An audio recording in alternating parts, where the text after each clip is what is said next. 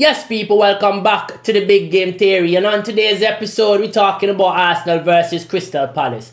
Now, as we know, the Big Game Theory is the show where we talk about one of the biggest games that happened for the weekend. Could be any league. It doesn't have to be the Premier League. But and I know many of may be saying, but yeah, what happened to the El Clasico? What happened to Napoli versus Inter Milan? The reason why we're talking about Arsenal versus Crystal Palace is because that was actually one of the games I watched really closely because I wanted to see a few things with Arsenal. I wanted to see if they made that mentality shift. And they showed me that they did. They showed me that they were actually now taking that next step to win the title. And for me, as you know, I'm not a massive Arsenal fan. I'm a football fan. You know, I'm a United fan. I love United. But I have to give Jack his jacket. I have to give credit where it is due. And at the moment, the way Arsenal is playing, they are on a very good run. And I said this, Arsenal was going to go on a very good run after the game in the first game in the Champions League. You could have seen that momentum building. And a lot of people have been very reactionary towards the Gyökeres, towards the Havertz, towards the Saka, towards the Odegaard, towards a lot of players in Martinelli, asking for them to leave, asking for them to be sold. And, you know, we have to really think about when we attack players, we have to understand what's going on in the background. Now, let's think about it for a second.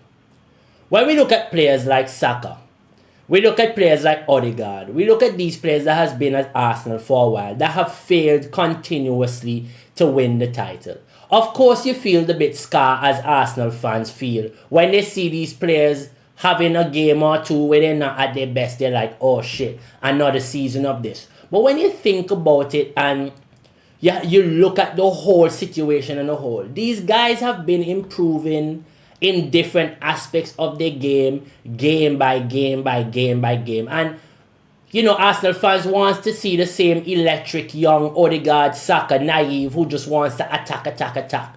But now these guys understand to manage the game better, slow the game down, when to sit back and maybe defend a bit more, when to high press, when to win the ball back, when to just play the quick 1-2s and get out of space, sometimes when to even hold the ball up and maybe pull pressure towards them to release another player like a Martinelli, like a Trossard, like an Eze, like a Rice, who gets to run into the half spaces and get a lot of goals as well. These chances and spaces are created by Saka, are created by Odegaard. So, you know, we have to give those guys a chance also to show what they can bring into a new fluid system. Just like for Gyökeres, how people were already quick to jump on him. You know, Gyökeres isn't going to work out. And I've said it. And I'm not even a big Arsenal fan, but I've said it many times. Arsenal have a really good squad, and they have to make sure they do something with the squad. Now, Crystal Palace has been doing well. As you see, Oliver Glasner was on a 19-game unbeaten run with a Crystal Palace. And within that time, he won 2 trophies. 2 trophies that you can say are the only 2 trophies that Arteta, who have spent millions, nearly £1 billion on his squad, over, has only won as well. So you have Oliver Glasner winning the same amount of trophies as Arteta, with a squad that costs a quarter of what Arteta spent, or even less, because I do not think Crystal Palace have spent 250 million plus on that squad at all.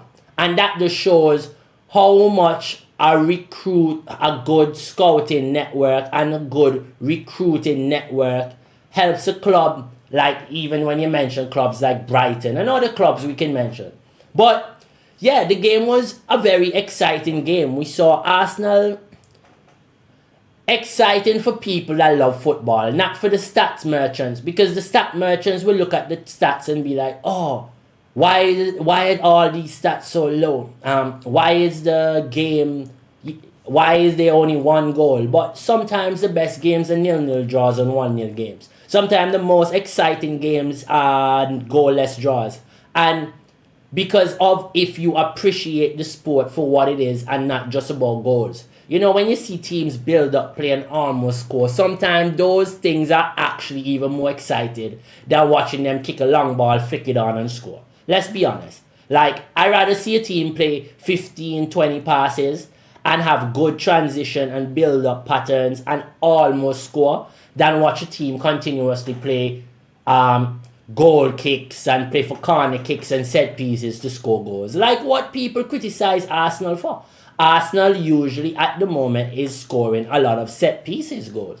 And shout outs to them having a good set piece coach, but also shout out to Arsenal for having so much quality that they are able to be a dominant force within set pieces.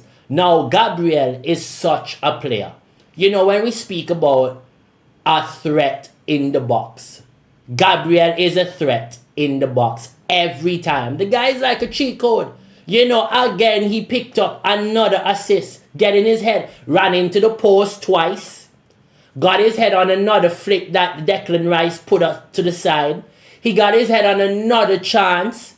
He missed another one. I think he had 6 chances in the game, all from set pieces, and he got an assist. So sometimes we have to really respect what this guy is doing as well.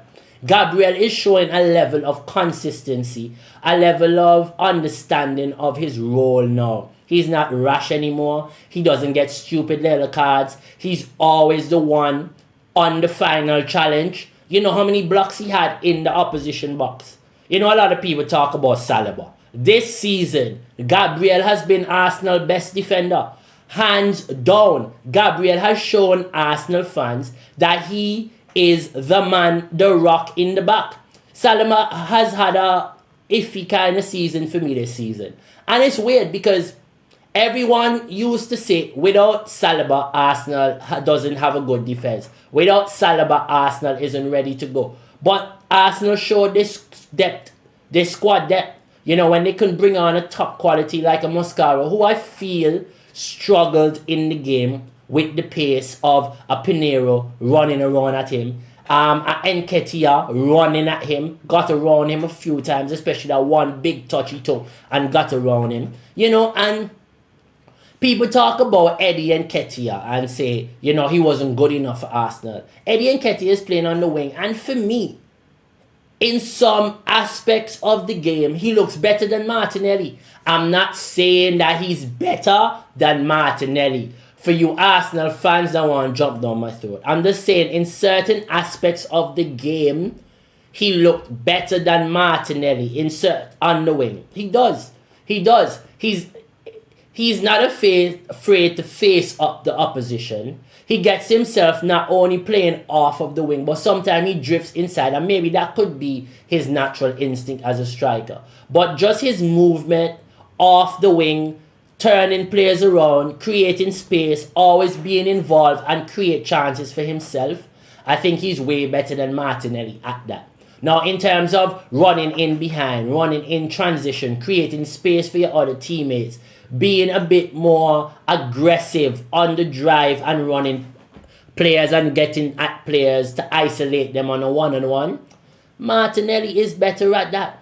But then now, again, if we want to compare players, we can talk about Mateta and Gyökeres. Now, Mateta, everyone goes about this Mateta. Mateta should be at a big club. No, I do not think Mateta is a big club striker. Some strikers cannot play in tight spaces, and I just don't think Mateta is that striker. I think he gets on the end of things, but I think if a team is sitting back and Mateta is playing for a team that usually have the ball and most of the ball, he would struggle. He's not that striker that wants to link up, play in the small spaces, get his body all about it. Yeah, he wants to throw his body about and be physical and, have space in behind to run in transition. But other than that, he's not really the type of striker that you would say, I want him at a big club. He doesn't. Okay, and people might say, but Erling Haaland isn't good in tight spaces. Probably not, but better than Mateta. And Erling Haaland is a prolific goal scorer.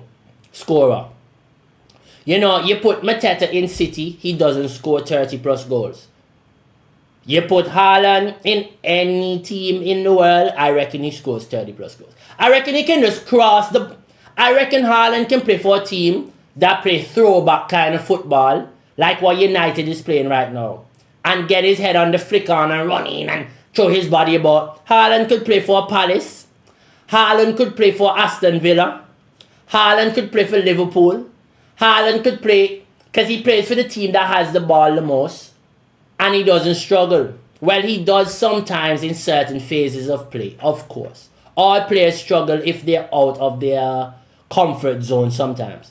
That's why when we talk about Ronaldinho, Neymar, and these type of players, we call them because no matter what the circumstance is, these guys get out to the situation, just like a Matheus Cunha, which is why we think Matheus Cunha is such a lovely player. His stats may not add to what he does on the field, but based on how he takes the ball, dribbles past players, Matheus Cunha is beautiful to watch. Now, you see another young player like Adam Wharton being linked to big clubs like United, like Chelsea. And for me, I think Adam Wharton, as much as he is a really good young English midfielder, I think a lot of people kind of putting this young man on a pedestal that he hasn't touched yet. I don't think Adam Wharton is better than Kobe Mainoo. I don't think Adam Wharton is better than Curtis Jones. I don't think Adam Wharton is better than Declan Rice. I don't think he gets in the English rotation. I don't think he's better than Elliot Anderson. I don't think he's better than Jude Bellingham. I don't think he's better than Ruben Loftus-Cheek. So when people make this argument about United get Wharton or England has to pick Wharton, not really. The only reason why I can say, okay, England pick Wharton is because he's the only left-footed English midfielder that is at the central defensive midfield. Like a natural central defensive midfielder. And Wharton more fits the profile of a Michael Carrick than he does of a N'Golo Kante or a Makelele or even a simple midfield like a Ward-Prowse. For me, would do more for England than an Adam Wharton. And yes, people, you all will say that might be a delusional statement because of the hype behind Adam Wharton. But in actuality, when you think about it, tournament football is about moments. So Ward-Prowse have moments. Set piece, king. And he can play football. So it's not like you're saying, oh, well, let's put on Ward-Prowse to take this free kick and then he can go and play a solid game of football. Like, Ward-Prowse probably would score you that free kick, would get you that moment with a corner kick, and will have a good game seeing the game out. Adam Wharton lacks a bit of physicality and a bit of agility. If you realize when he's in the midfield with any other midfielder but a Lamina or a Kamada, he struggles because he doesn't have the legs to get about the pitch like these guys. Now, people might say, oh, but how is he playing in a two-man midfield? Is he really? He's actually playing in a 5-4-1 because Ismail Assar is really a right winger / right wing back kind of profile. All our life we know him playing in a team that sits back. Watford, all these teams sit back in transition and hit. You have other players around him like a Munoz. If you name every player around Adam Wharton, they run.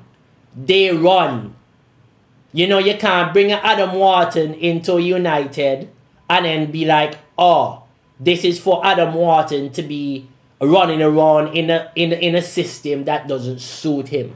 He's not an athletic player. He's a ball-playing midfielder who needs to be in a team that plays on the ball. Send him to a City. Send him to a Barcelona. Get him to a Real Madrid. Teams that don't want to really run around too much, that have loads of possession, that don't need to play in transition, that need to just electric style of football. Like Old Trafford wouldn't like Adam Wharton. Adam Wharton would have to improve his passing range so much that he would have to get on the ball and just play quick. Get on the ball and play quick. Get on the ball to excite the United fans to get behind the kind of play he is. But yeah, do we think Arsenal have a chance to win the league? No. You have a I have a video here to show you. So Robbie, Earl, and Tim Howard, and Rebecca Lowe from NBC Sports, SN Sports. You know those guys. They were about yapping, talking about Arsenal and who, if you think Arsenal are title challengers and if you think Arsenal will win the league. Now, I just think if Arsenal has a good run on the title at the moment. But we just need to calm down a bit because Arsenal have been here before. And Robbie Earl says a few things that I agree with, just like Tim Howard. So we're going to just react to that quickly. You could have written that somewhere last night. They didn't play scintillating football.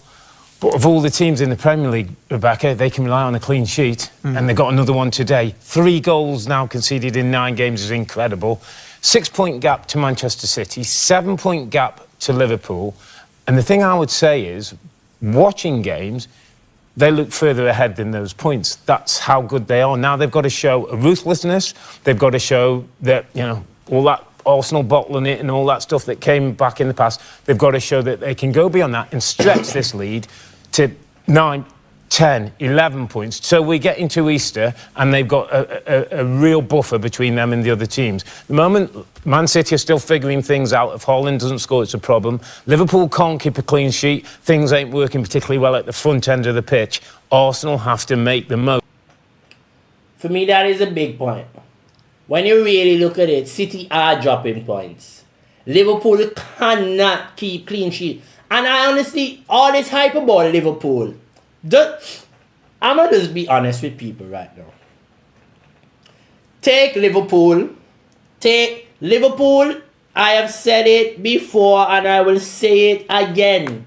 Liverpool will not be this team that they were last season. We need to stop thinking that we're going to see that same team. They are not. Their manager isn't the guy that y'all think he is.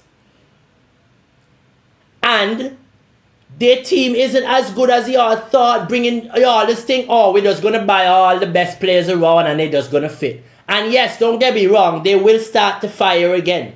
They will start to score goals and look good again.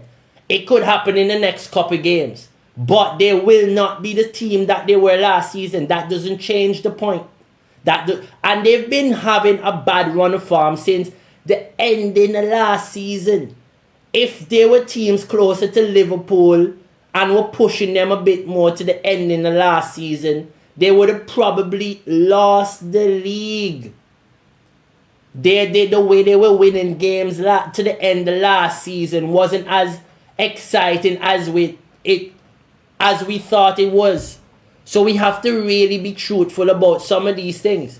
But yeah, let me know if y'all think Arsenal is already running away with the league. Give me your thoughts. Let me know what y'all think about this situation. Is Arsenal running away with the Premier League?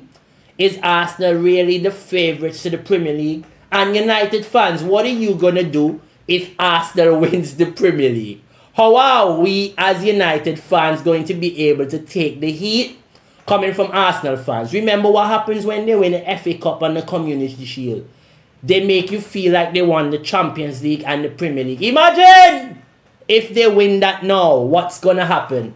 I'm pretty worried. But they look good. They look like a real good team. And I'm happy finally Arteta is getting his squad not playing well, but they're winning games more consistently and a bit more. They look a bit more convincing. Like, these wins don't look like the Arsenal wins we saw in their last title. There seems like an aura about the team that feel like they can do it this season. And we'll see what happens. They've gotten close a few times, so maybe this might be the season where they're like, fuck it, we deserve it. But yes, people, don't forget, please, to like, share, and subscribe to the page. Hit the bell for notification, as we can keep bringing you great content going forward. Have a good time. And as usual, I'll see you in the next one. Take care, and ciao.